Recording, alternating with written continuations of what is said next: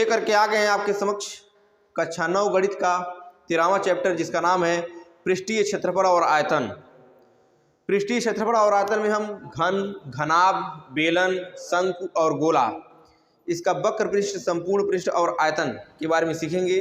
तो अभी आपके सामने कुछ चित्र बने हुए हैं। इस चैप्टर में हम इस चित्रों का वक्र पृष्ठ कैसे निकालते हैं, इनका संपूर्ण पृष्ठ कैसे निकालते हैं, इनका आयतन किस तरह से निकाला जाता है, इन्हीं चीज़ों के बारे में हम सीखेंगे।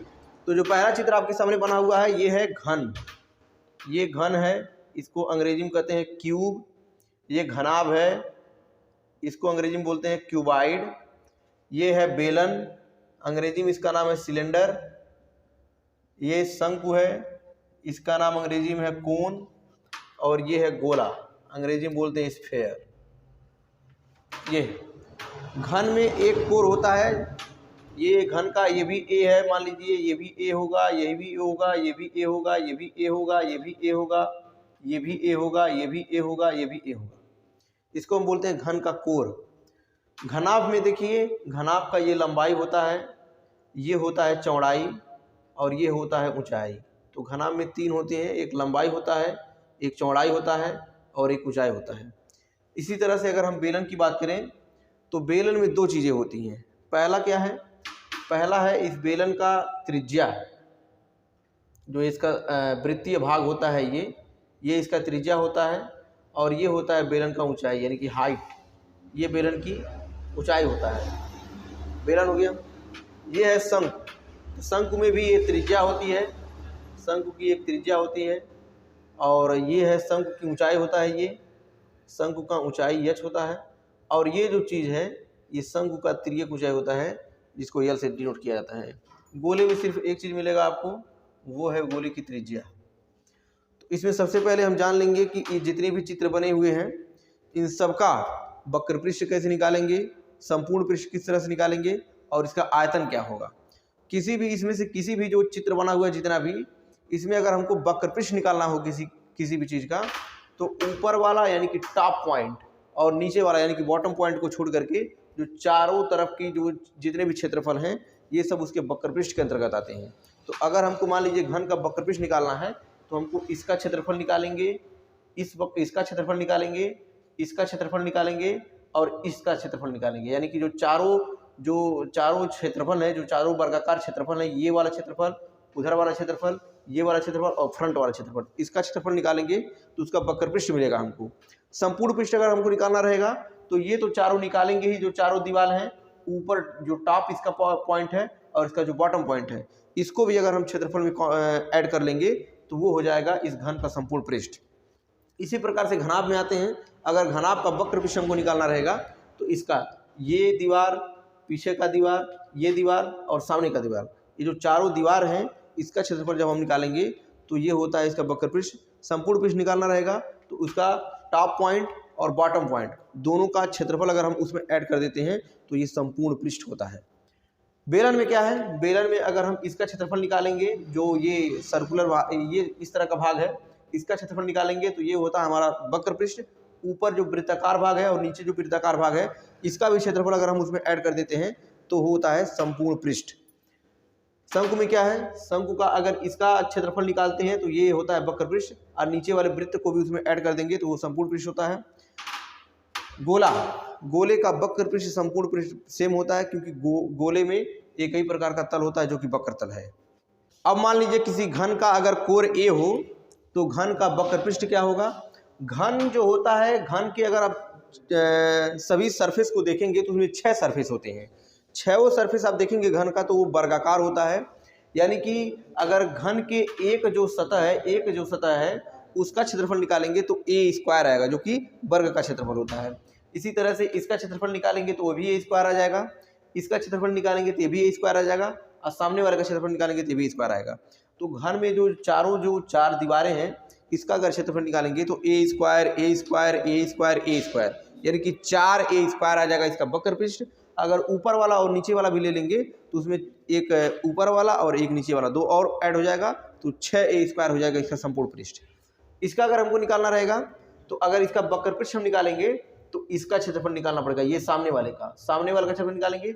और जैसे ये सामने है उसी तरह से पीछे भी है, तो तो सामने वाले का और पीछे वाले का, इसका क्षेत्रफल क्या हो जाएगा, ये लंबाई और ये ऊंचाई, तो इसका जब दोनों का गुणा होगा तो इसका क्षेत्रफल आ जाएगा, इसका ये क्षेत्रफल आ जाएगा। उसी तरह से जैसे ये है वैसे ये भी है, ये वाला भी उसी तरह से है, तो इसका क्षेत्रफल निकाल लेंगे, तो सामने वाले का क्षेत्रफल उसका क्षेत्रफल निकालेंगे, तो दो दीवारों का क्षेत्रफल हो जाएगा। अब इधर वाले का क्षेत्रफल और इस वाले का क्षेत्रफल निकालेंगे, तो इसमें क्या है, ये इसका लंबाई का काम करेगा और ये इसकी चौड़ाई का काम करेगा, इन दोनों का गुणा करेंगे तो इसका क्षेत्रफल आएगा। उसी तरह का सेम प्रोसीजर इसमें होगा, इसका गुणा और इसका गुणा करेंगे तो इसका क्षेत्रफल आ जाएगा। तो हमको फाइनली अगर घनाभ का वक्र पृष्ठ निकालना रहेगा तो इन चारों दीवारों का क्षेत्रफल निकालने के लिए यल गुणे एच करेंगे और बी गुणे एच करेंगे, दो बार। आगे बेलन का वक्र पृष्ठ निकालना रहेगा, तो बेलन का वक्र पृष्ठ, इसका ये परिधि निकालेंगे, इसका परिधि क्या हो जाएगा, वृत्त का 2 पाई r होगा, और जब ऊंचाई में गुणा करेंगे तो इसका पूरा क्षेत्रफल आ जाएगा। इसका जो पूरा इस तरह का शेप है, इसका क्षेत्रफल पूरा आ जाएगा, तो वो होता है बेलन का वक्र पृष्ठ। अगर संपूर्ण पृष्ठ काउंट करना रहेगा तो पाई r स्क्वायर ये और पाई r स्क्वायर ये, 2 पाई r स्क्वायर उसमें भी काउंट कर देंगे। इसका अगर वक्र पृष्ठ निकालना रहेगा हमको, तो वक्र पृष्ठ निकालने के लिए पाई r l हो जाएगा, और अगर संपूर्ण पृष्ठ निकालना रहेगा तो ये पाई r स्क्वायर ये भी ऐड हो जाएगा। चलिए अब निकाल करके देखते हैं। तो घन का अगर हमको वक्र पृष्ठ निकालना रहेगा तो घन का वक्र पृष्ठ होता है, घन का वक्र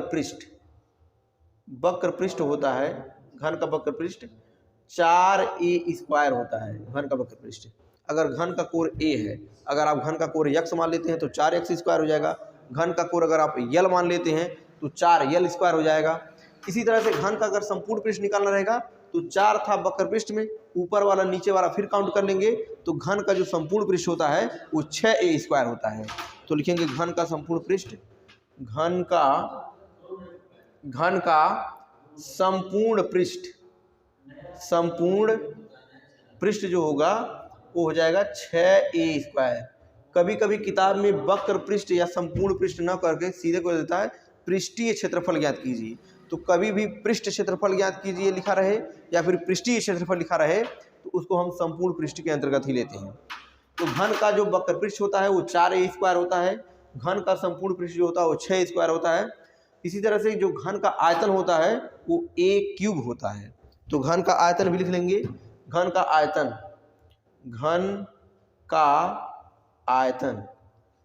का मतलब ये है, अगर मान लीजिए घन ठोस है तो इसको बनाने में कितना मटेरियल लगा है वही मटेरियल इसका आयतन कहलाता है। या फिर किसी अगर घन खाली है, खोखला है, तो उस घन के अंदर कितना जगह है वो उसका आयतन होता है। तो घन का आयतन हो जाएगा यहाँ से a क्यूब हो जाएगा। तो घन का वक्र पृष्ठ पढ़ लिए 4a स्क्वायर, संपूर्ण पृष्ठ होता है 6 स्क्वायर और घन का आयतन होता है a क्यूब। ये 3 बातें याद रखेंगे, इन्हीं 3 बातों से घन का कोई भी क्वेश्चन रहेगा तो सॉल्व हो जाएगा। घनाभ में आते हैं। घनाभ में भी हम जानेंगे कि घनाभ का वक्र पृष्ठ क्या होता है, घनाभ का संपूर्ण पृष्ठ क्या होता है, घनाभ का आयतन क्या होता है। तो इसी तरह से अगर हम घनाभ की बात करेंगे तो घनाभ का वक्र पृष्ठ होता है, घनाभ का वक्र पृष्ठ, घनाभ का वक्र पृष्ठ होता है घनाभ का 2l + b × h होता है।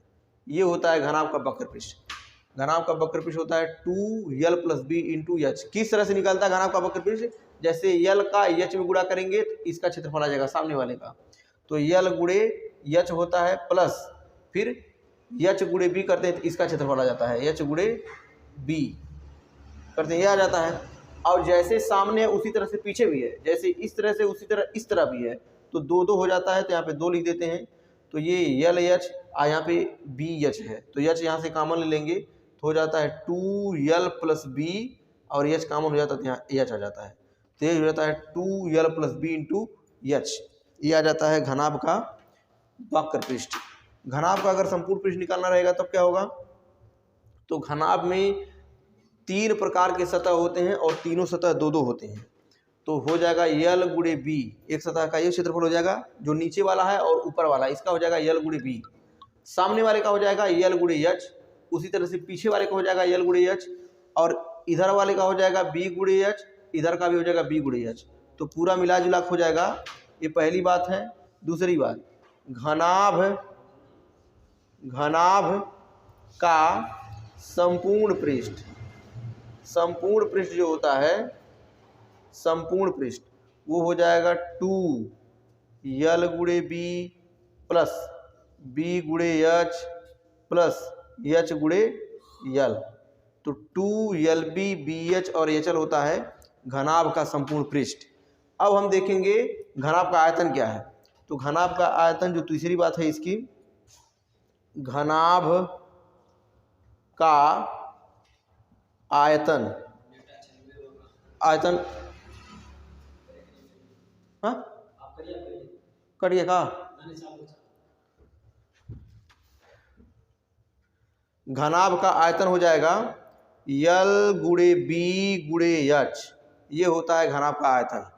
तो घनाभ का वक्र पृष्ठ होता है 2l plus B into H, घनाभ का संपूर्ण पृष्ठ हो जाएगा 2lb bh hL, घनाभ का आयतन हो जाएगा यल गुणे बी गुणे एच। तो घनाभ के बारे में हम ये 3 बातें याद रखेंगे, घन के बारे में ये 3 बातें याद रखेंगे, वही 3 बातें हम अब बेलन के बारे में करेंगे।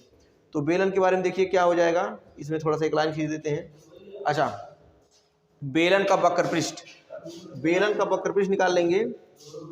बेलन का वक्र पृष्ठ, वक्र पृष्ठ क्या होता है? तो बेलन का वक्र, ये पहली बात है बेलन का वक्र पृष्ठ, बेलन का वक्र पृष्ठ होता है 2 पाई आर एच, ये बेलन का वक्र पृष्ठ होता है। अगर संपूर्ण पृष्ठ निकालना रहेगा, दूसरा लिख देते हैं संपूर्ण पृष्ठ, यानी कि बेलन का जो संपूर्ण पृष्ठ होता है, बेलन का संपूर्ण पृष्ठ हो जाएगा 2 pi R H plus R, ये होता है बेलन का संपूर्ण पृष्ठ। बेलन के वक्र पृष्ठ और संपूर्ण पृष्ठ में क्या अंतर है? वक्र पृष्ठ में केवल हम ये लेते हैं, संपूर्ण पृष्ठ में ऊपर वाला और नीचे वाला भी लेते हैं। तो हो जाएगा बेलन का संपूर्ण पृष्ठ 2 pi R H plus R, ये हो जाएगा बेलन का संपूर्ण पृष्ठ। कैसे निकलता है देखिए, तो बेलन का संपूर्ण पृष्ठ जो होता है, जैसे बेलन का वक्र पृष्ठ है pi are 2 pi R H है, 2 पाई आर एच बेलन का वक्र पृष्ठ है, और इस वृत्त का क्षेत्रफल होता है पाई आर स्क्वायर, और इस वृत्त का क्षेत्रफल होता है पाई आर स्क्वायर। तो दोनों मिलकर के हो जाएगा 2 pi R square, 2 pi R square हो जाएगा। अब यहाँ से 2 पाई आर कॉमन ले लेंगे तो इधर एच बचेगा, 2 पाई आर कॉमन ले लेंगे तो एक ठो आर बचेगा, तो एच प्लस आर वह बचता है। तो यहाँ से हो जाएगा बेलन का संपूर्ण पृष्ठ 2 pi R H plus are हो जाएगा। ये फार्मूला यूज करेंगे जब बेलन के संपूर्ण पृष्ठ के बारे में बात करेगा। तो अब हम देखने जा रहे हैं बेलन का आयतन क्या है। तो बेलन का आयतन हो जाएगा, आयतन तीसरी बात है आयतन, आयतन, आयतन कैसे निकालेंगे? बेलन का आयतन होता है पाई आर स्क्वायर एच, ये होता है बेलन का आयतन। अब हम देखेंगे शंकु का, शंकु के बारे में। शंकु का वक्र पृष्ठ, शंकु का वक्र पृष्ठ, वक्र पृष्ठ निकालेंगे तो होता है पाई आर यल, ये होता है वक्र पृष्ठ। संपूर्ण पृष्ठ अगर निकालेंगे, संपूर्ण पृष्ठ, संपूर्ण पृष्ठ अगर शंकु का निकालेंगे तो वो होता है pi R H L plus R, ये होता है pi R L plus R, इसका संपूर्ण पृष्ठ। क्यों? क्योंकि इसमें अगर हम पाई आर स्क्वायर जोड़ देंगे, पाई आर स्क्वायर, फिर आर कॉमन लेंगे तो आर बच जाएगा यहाँ पे। अब देखिए इसका आयतन निकालना रहेगा, तो आयतन बराबर होता है, शंकु का आयतन होता है 1/3 पाई आर स्क्वायर एच, ये होता है शंकु का आयतन। शंकु के बारे में एक चीज़ और है, अगर हम इन तीनों में संबंध लिखेंगे तो कभी कभी एच और आर दे देता है, यल नहीं देता है तो निकालना पड़ता है, यल और एच दे देता है, आर नहीं देता तो आर निकालते हैं, यल आर दे देता है, एच नहीं देता तो एच निकालते हैं। तो किस संबंध से निकालते हैं? यहाँ से होता है यल स्क्वायर बराबर H square plus R square. ये शंकु की त्रिज्या, शंकु की ऊंचाई और शंकु के तिर्यक ऊंचाई में संबंध होता है। पाइथागोरस प्रमेय से निकल करके आता है ये, इसको आप याद रखेंगे। गोले के बारे में देखिए, गोले के बारे में क्या करेंगे? तो गोले में एक ही चीज़ है, गोले की त्रिज्या। तो गोले का वक्र पृष्ठ, गोले का वक्र पृष्ठ जो होता है वो होता है, गोले का वक्र पृष्ठ 4 pi R square, 4 pi R square, ये होता है गोले का वक्र पृष्ठ। अगर अर्धगोले का वक्र पृष्ठ निकालना रहे तब क्या होगा? अर्धगोले का, अगर गोला आधा हो तो अर्धगोले का वक्र पृष्ठ ये निकालना रहे तो क्या करेंगे? तब यहाँ से हो जाएगा 2 पाई आर स्क्वायर हो जाएगा, 2 पाई आर स्क्वायर हो जाएगा। अगर गोला ठोस है और ठोस अर्धगोला है अगर ठोस पूरा गोला रहेगा तो उसका वक्र पृष्ठ और संपूर्ण पृष्ठ दोनों सेम आएगा, लेकिन अगर ठोस अर्धगोला है उसका अगर हमको संपूर्ण पृष्ठ निकालना है तब क्या आएगा, लिखेंगे ठोस अर्धगोले का पृष्ठीय क्षेत्रफल, पृष्ठ क्षेत्रफल अगर कोई पूछ ले तो होता है 3 पाई आर स्क्वायर, क्योंकि 2 पाई आर स्क्वायर तो उसका वक्र पृष्ठ हो जाता है और ऊपर एक सर्कुलर शेप बचता है वो होता है पाई आर स्क्वायर, तो मिलकर के हो जाएगा 3 पाई आर स्क्वायर। गोले का आयतन क्या हो जाएगा, गोले का आयतन होता है, गोले का आयतन बराबर होता है 4/3 pi R cube, 4/3 pi R cube गोले का आयतन होता है। अर्धगोले का आयतन क्या होता है, 2/3 पाई आर क्यूब। गोले के क्वेश्चन में कभी गोला दे देता है कभी अर्धगोला दे देता है, इसलिए दोनों का बात किए हैं, अर्धगोले का भी बात कर लिए हैं, गोले का भी बात कर लिए हैं। इतने फार्मूले अगर आपको पता हैं तो आप जो पृष्ठीय क्षेत्रफल और आयतन का चैप्टर है 13वां चैप्टर जो आपका है, इसका कोई भी क्वेश्चन छूटेगा नहीं, ये इसी फार्मूले से पूरा का पूरा क्वेश्चन सॉल्व हो जाएगा।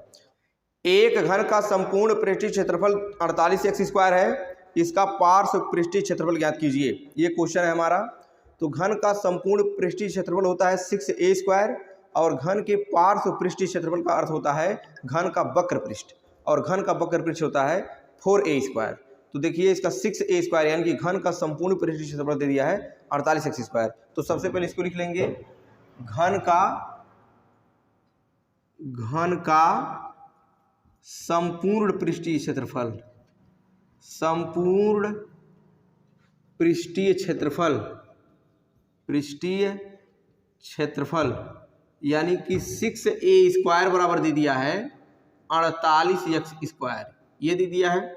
6 को उठा के नीचे कर देंगे तो a² बराबर आ जाएगा 48x² / 6 8 48, 8 बार में कट जाएगा तो a² का मान आ जाएगा 8x²।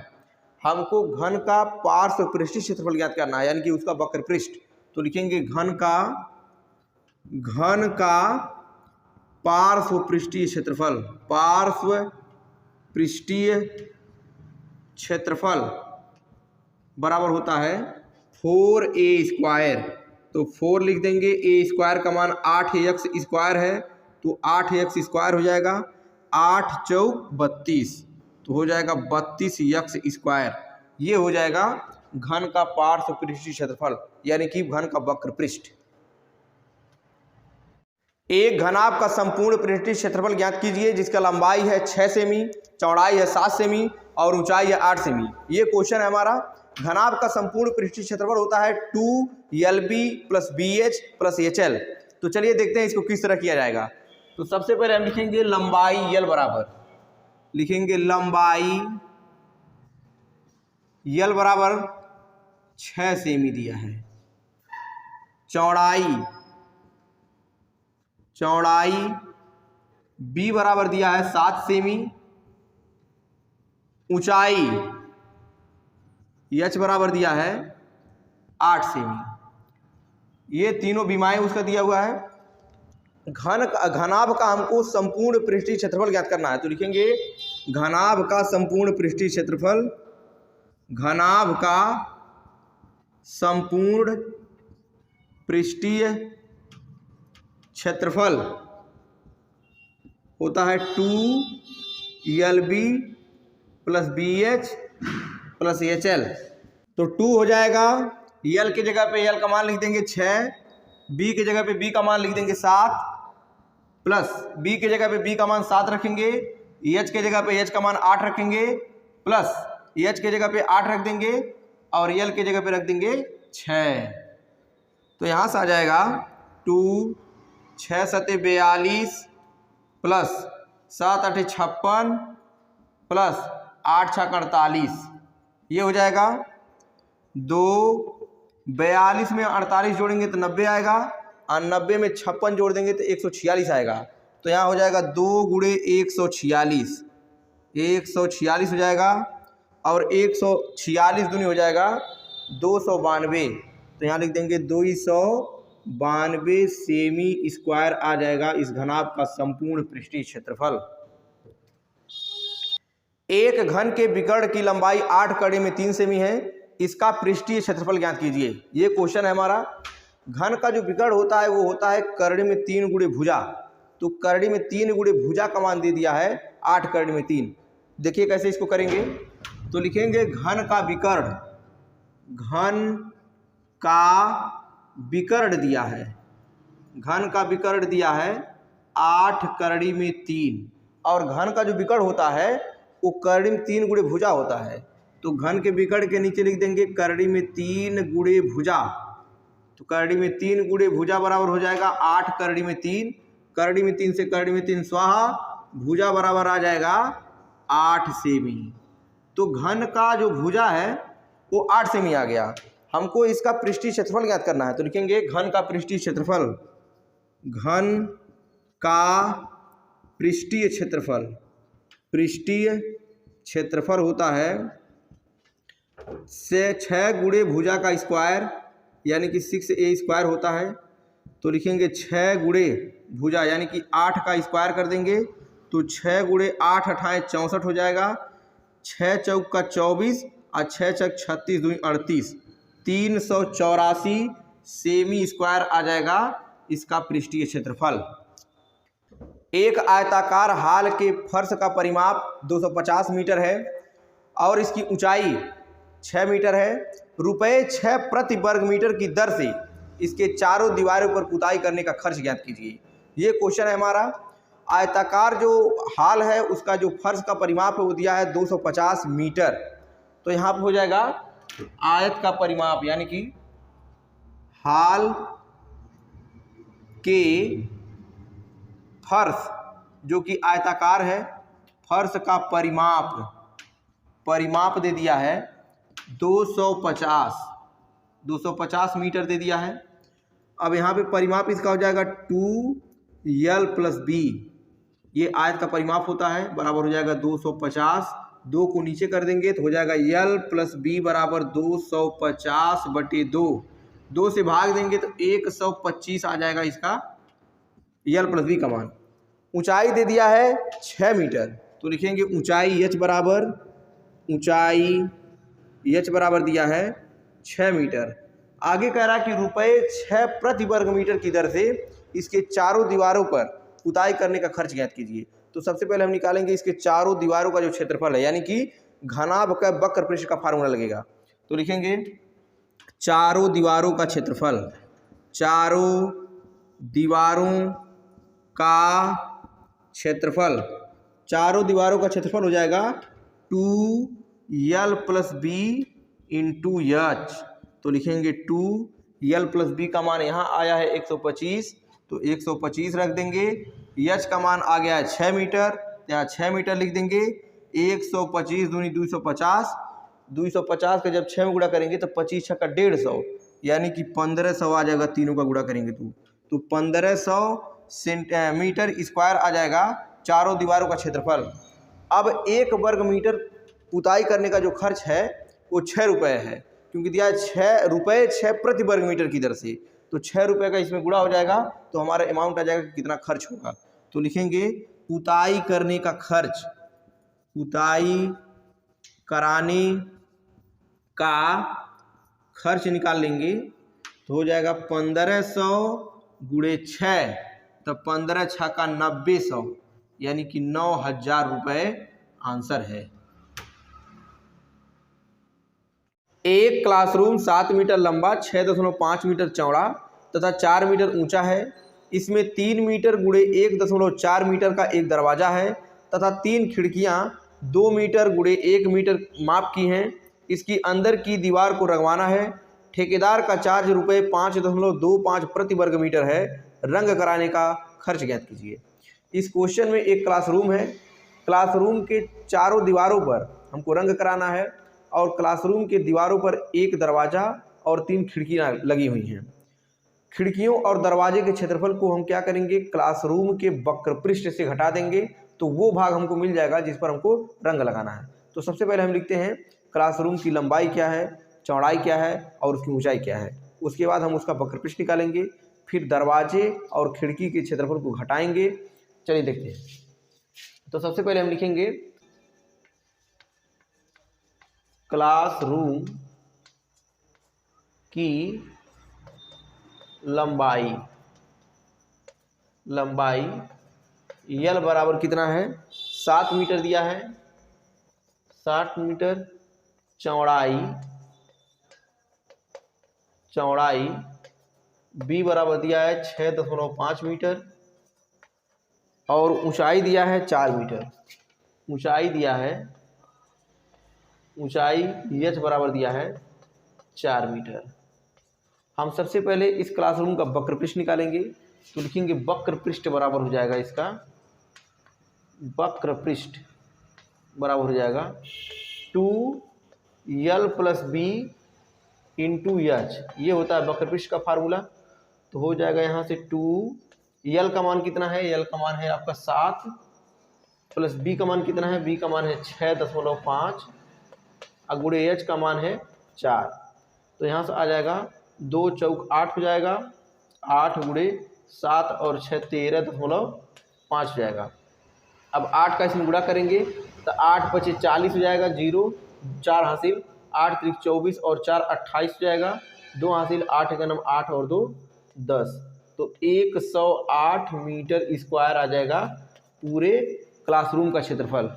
अब हमको क्लासरूम के दीवारों पर हमको रंग कराना है, उसके दरवाजे और खिड़की पर नहीं। तो दरवाजे और खिड़की के क्षेत्रफल को हम घटाएंगे, तब हमारा आंसर आएगा। तो लिखेंगे रंग किए जाने वाला क्षेत्रफल बराबर हो जाएगा 108 माइनस, दरवाजा क्या है, दरवाजा लगा है 3 मीटर गुणे 1.4 मीटर का।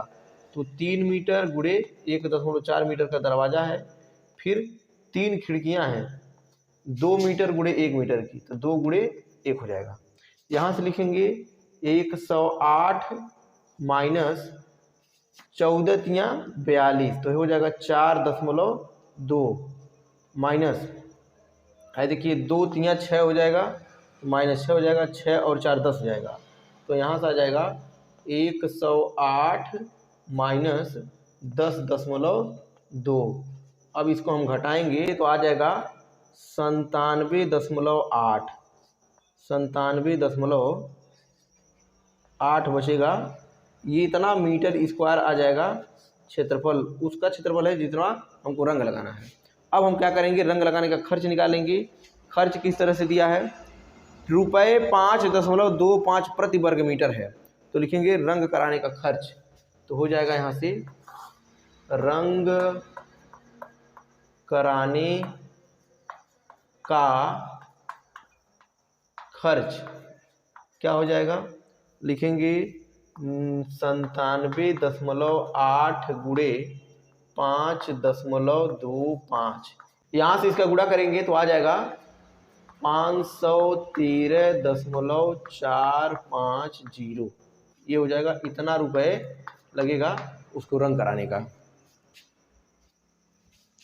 एक आयताकार बक्से की बीमाएं 2 संबंधित 3 संबंधित 4 के अनुपात में है।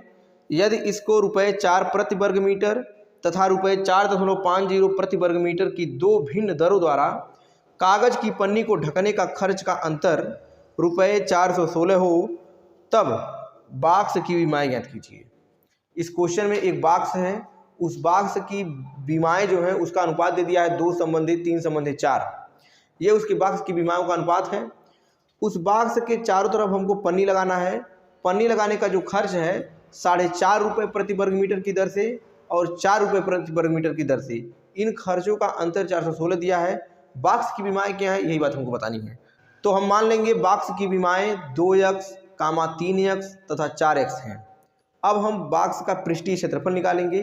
पृष्ठीय क्षेत्रफल निकालने के बाद सबसे पहले हम 4.5 रुपये के हिसाब से निकालेंगे, उसका मतलब क्या उसका कॉस्ट होगा। उसके बाद हम निकालेंगे 4 रुपये के हिसाब से उसका कॉस्ट क्या होगा। दोनों का अंतर करेंगे तो 416 आएगा, वही हमको समीकरण प्राप्त होगा। उस समीकरण को सॉल्व करेंगे तो x का मान आएगा, और जब x का मान आएगा तो उसके बाद हम उसका मान बीमाओं का मान निकालेंगे। तो चलिए देखते हैं किस तरह से इसको किया जाएगा। तो सबसे पहले हम क्या करेंगे, लिखेंगे माना बॉक्स की बीमाएं 2x, 3x तथा 4x है। मान ली अब हम क्या करेंगे, बॉक्स का पृष्ठीय क्षेत्रफल निकालेंगे। पृष्ठीय क्षेत्रफल किस तरह से निकालेंगे, लिखेंगे बॉक्स का पृष्ठीय क्षेत्रफल, बॉक्स का पृष्ठीय क्षेत्रफल बराबर हो जाएगा 2LB plus BH plus EHL। तो हो जाएगा 2L के जगह पे 2x रखेंगे, गुणे B के जगह पे 3x रखेंगे, 2x इंटू 3x प्लस का चिन्ह लगा देंगे, B का मान है 3x, तो हो जाएगा 3x गुणे 4x प्लस H का मान है 4x और गुणे L का मान है 2x, तो इसको रख देंगे, ये कोष्टक लग जाएगा। अब क्या करेंगे, इसको सॉल्व करेंगे, 2 हो जाएगा, 2 तियाँ हो जाएगा 6x स्क्वायर, 3 चौका हो जाएगा 12x स्क्वायर हो जाएगा, 4 दूना हो जाएगा 8x स्क्वायर, ये हो जाएगा। अब इनको जोड़ेंगे तो 12 और 6 18, 8 हो जाएगा 26, तो यहाँ से आ जाएगा 2 गुणे 26x स्क्वायर, तो मिला जुला का आ जाएगा 26 दूनी 52x स्क्वायर हो जाएगा किस बॉक्स का पृष्ठीय क्षेत्रफल। अब इसमें 4.5 का गुणा करेंगे और 4 का गुणा करेंगे, तो जब अंतर उसका निकालेंगे तो आ जाएगा 416। किस तरह से करेंगे इसको देखिए, तो लिखेंगे प्रश्नानुसार, प्रश्न में जो कह रहा है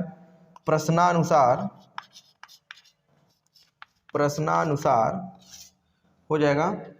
इसमें 4.5 रुपये के हिसाब से कितना कॉस्ट आएगा, लिखेंगे 4.5 गुणे 52x स्क्वायर माइनस 4 गुणे 52x स्क्वायर बराबर हो गया है 416। अब क्या करेंगे, 52 का गुणा करेंगे 4.5 में और फिर 52 का गुणा करेंगे 4 में, 52 पचे हो जाएगा 260, 260 को हो जाएगा 0, हासिल हो जाएगा 26, 52 चौका 208, 208 में 26 जोड़ेंगे तो 234 आएगा, तो यहाँ लिख देंगे 234, एक अंक पे दशमलव लगा देंगे, दशमलव लग जाएगा, x स्क्वायर हो जाएगा माइनस 52 चौका होता है 208, तो यहाँ हो जाएगा 208x स्क्वायर बराबर 416। अब क्या करेंगे, इसमें से इसको हम घटा देंगे, तो 34 में से 8 घटाएंगे तो कितना आ जाएगा, 26 आ जाएगा, तो लिख 200 में से 200 घटाएंगे तो खत्म हो जाएगा, 34 में से 8 घटाएंगे 26 बचेगा, तो यहाँ हो जाएगा 26x स्क्वायर बराबर 416। अब 26 के 416 में डिवाइड कर देंगे तो x बराबर आ जाएगा 416/26। 26 से इसको काटेंगे तो 16 बार में कट जाएगा, तो यहाँ से आ जाएगा 16, तो x स्क्वायर का मान हो जाएगा 16, तो x बराबर हो जाएगा यहाँ से, x बराबर यहाँ से 16 को लिख सकते हैं हम 4 का स्क्वायर, स्क्वायर से स्क्वायर खत्म हो जाएगा, तो x बराबर हो जाएगा 4, तो x का मान आ गया 4। तो बॉक्स की बीमाएँ कितनी हो जाएंगी, तो लिखेंगे बॉक्स की बीमाएँ, यहाँ सॉल्व कर देते हैं, लिखेंगे बॉक्स की बीमाएँ, बॉक्स की बीमाएँ कितनी हो जाएंगी, 2x है, 3x है, 4x है, तो 2 गुणे 4, 3 गुणे 4, 4 गुणे 4, तो हो जाएगा 2 चौका 8, 4 तियाँ 12 और 4 चौका 16, यानी कि बॉक्स की बीमाएँ हो जाएंगी 8 इकाई, 12 इकाई और 16 इकाई, यही आंसर हो जाएगा। 7वां क्वेश्चन है कि 3 घनों जिनमें प्रत्येक की भुजा 4 सेमी है कि बाह्य सतहों को आपस में जोड़ दिया गया है, परिणामी घनाभ का पृष्ठीय क्षेत्रफल ज्ञात कीजिए। 3 घन है अपने पास और तीनों की भुजा 4 सेमी है, तीनों को आपस में मिला दिया जाएगा तो एक घनाभ का रूप ले लेता है वो, और इसी घनाभ का हमको पृष्ठीय क्षेत्रफल ज्ञात करना है। तो किस तरह से ज्ञात करेंगे, सबसे पहले हम 3 घन बनाएंगे, 3 घन बनाने के बाद उसको जोड़ करके एक घनाभ बनता हुआ दिखाएंगे और उस घनाभ का हम लंबाई, चौड़ाई और ऊंचाई लिखेंगे और ये लिखने के बाद हम उसका पृष्ठीय क्षेत्रफल ज्ञात करेंगे। देखिए किस तरह से किया जाएगा इसको। तो सबसे पहले हम लिखेंगे, सबसे पहले हम बना लेंगे घनाभ को। तो सबसे पहले हम घनाभ बना लेते हैं। देखिए ये है घनाभ हमारा, ये हम 3 घनाभ बनाने जा रहे हैं। ये है घनाभ, ये पहला घनाभ है, इस तरह से ये बन गया। फिर एक घनाभ बना लेंगे, एक घनाभ और बना लेंगे इस तरह से,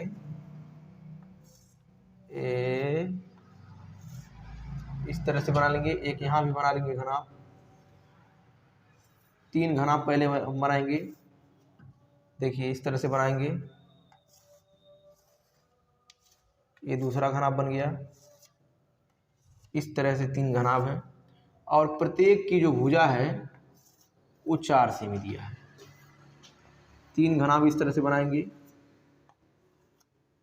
प्रत्येक की, इसमें से तीनों घनाभ में प्रत्येक की भुजा जो दिया है वो 4 सेमी दिया है। ये भी 4 है, ये भी 4 है, ये भी 4 है, मतलब इसमें जो भी है, जितनी भी भुजाएं हैं सब की सब 4 सेमी है। 4 सेमी भुजाएं हैं। इन तीनों को आपस में जब मिला दिया जाता है तो एक घनाभ बन जाता है और उस घनाभ का, ये तीनों घन हैं, सॉरी ये तीनों घन हैं और इन तीनों घनों की जो भुजा है वो 4 सेमी है। इन तीनों को आपस में मिला देते हैं तो एक घनाभ बन जाता है। उस घनाभ का हमको पृष्ठीय क्षेत्रफल ज्ञात करना है। तो सबसे पहले क्या करेंगे, इसको जब मिलाएंगे तो देखिए इस स्ट्रक्चर में कुछ बनेगा इस तरह से, इस तरह से बनकर फिर तैयार हो जाएगा। तीनों को आपस में मिला दिए हैं तो इस तरह से बनेगा, ये बन जाएगा, ये बन जाएगा, ये बन जाएगा। यह एक घनाभ का रूप ले लेगा। इस तरह से एक घनाभ बन जाएगा। ये जो घनाभ बना हुआ है इसका हमको पृष्ठीय क्षेत्रफल निकालना है। तो देखिए ये 4 है, ये 4 है और ये 4 है। जब तीनों जोड़ेंगे तो 4 4 4 मिल करके ये हो जाएगा 12। ये 12 हो जाएगा। ऊपर 4 4 4 मिल करके हो जाएगा 12। ऊपर भी 12 हो जाएगा, ये भी 12 हो जाएगा आपका। लेकिन ये 4 है तो ये भी 4 रहेगा और ये 4 है तो ये भी 4 रहेगा। तो ये 4 रहेगा और ये भी 4 रहेगा। यानी कि जो घनाभ बना है उसका लंबाई 12 सेमी होगा, चौड़ाई 4 सेमी होगा और ऊंचाई 4 सेमी होगा। तो सबसे पहले लिखेंगे घनाभ की विमाएं। तो हो जाएगा घनाभ का लंबाई, घनाभ का लंबाई यल बराबर हो जाएगा 12 सेमी, चौड़ाई बी बराबर, चौड़ाई बी बराबर हो जाएगा 4 सेमी और ऊंचाई एच बराबर हो जाएगा 4 सेमी। ये तीनों निकल गया।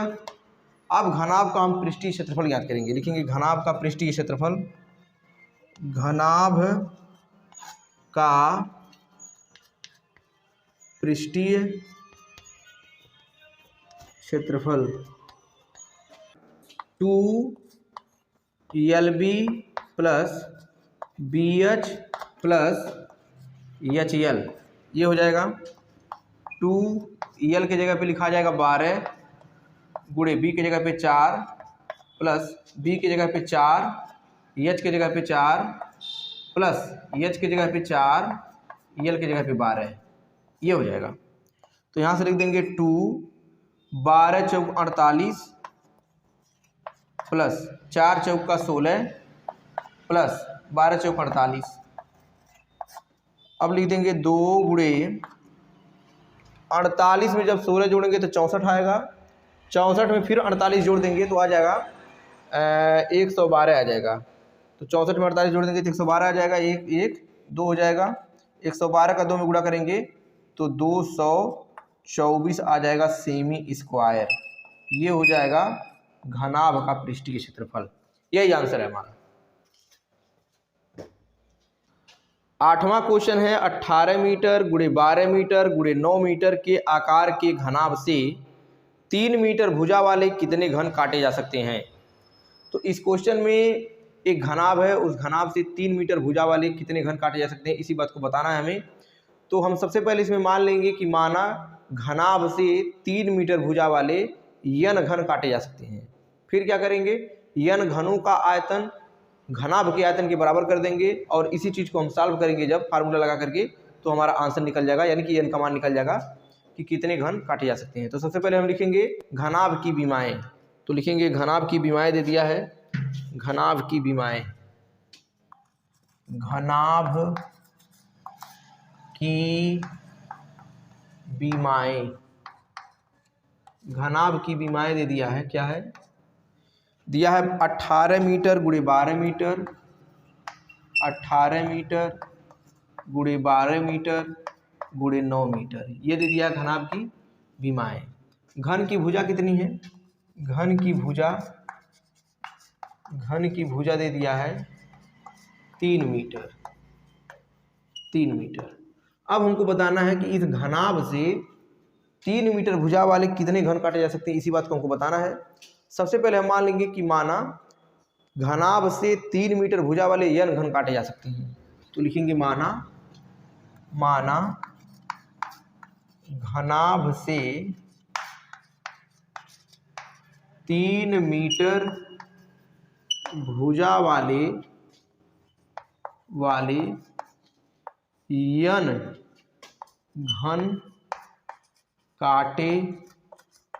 जा सकते